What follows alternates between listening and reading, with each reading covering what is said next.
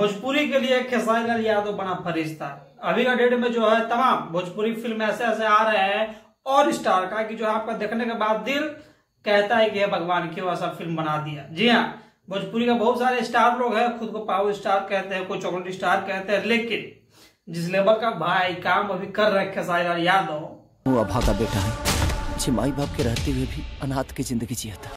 जो है इनके टक्कर में अभी आने में जो है लोगों को टाइम लगेगा, टाइम बहुत ज्यादा टाइम लगेगा और साथ साथ मेहनत भी लगेगा। ठीक है, खेसारी लाल यादव जो है अभी कहीं ना कहीं भोजपुरी के लिए फरिश्ता बना हुआ है। और जो है आप देखिए इसमें एक्टिंग स्किल आप बिल्कुल देख सकते हैं।